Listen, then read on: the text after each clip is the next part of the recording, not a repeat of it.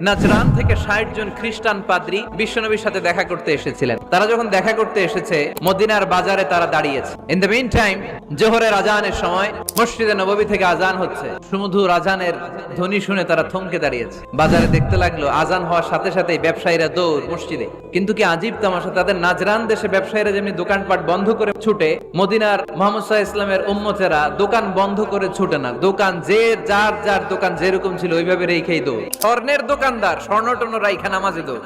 এই দৃশ্য দেখে খ্রিস্টানরা অবাক, কয় থাক আর দেখা করার দরকার নাই। কিভাবে মুহাম্মদ সাল্লাল্লাহু আলাইহি ওয়াসাল্লাম গোটা বিশ্ব কবজায় এনেছে এই দৃশ্যই দেখে আমরা বুঝতে পেরেছি।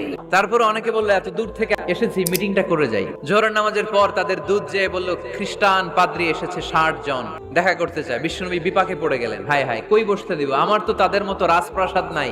এক সাহাবী বললেন, ইয়া রাসূলুল্লাহ, পাহাড়ের পাশে ছায়া আছে, চলেন ওইখানে বসি। আল্লাহ রাসূল বললেন, একটা কথা বললা, এরা খ্রিস্টান মেহমান, এদেরকে নিয়ে ছায়ার মধ্যে বসা যায় নাকি? আর এক সাহাবী বললেন, ইয়া রাসূলুল্লাহ, আমার খেজুর বাগান, খেজুর পেড়েছি, খেজুর পাতা দিয়ে একটা বিছানা করে দে, ওইখানে বসি, কেমন হয়? রাসূল সাল্লাল্লাহু আলাইহি ওয়াসাল্লাম বললেন, না, দে আর দ্য ফরেন ডেলিগেট, তাদেরকে নিয়ে তো এইভাবে বসা যায় না। বলতে না বলতে ৬০ জন খ্রিস্টান পাদ্রী এসে হাজির। কি করবেন বিশ্বনবী? উপায় অন্তর না দেখে ৬০ জন খ্রিস্টানের জন্য বিশ্বনবী নিজ হাতে মসজিদে নববীর তালা খুলে দিয়ে মসজিদে ঢোকার ব্যবস্থা করে দিয়েছেন। বিশ্বনবী খ্রিস্টান খোঁজে নাই, নাস্তিকের বাচ্চা কিনা ওইটা খোঁজে নাই। বিশ্বনবী দুই চোখ দিয়ে দেখেছে এরা মানুষ। আমরা মানুষকে মানুষ হিসেবে কনসিডার করি না, খালি ভাগাভাগি, তুই আওয়ামী লীগ, তুই বিএনপি, তুই ভারতপন্থী আর তুই পাকিস্তানপন্থী, আমরা বাংলাদেশপন্থী।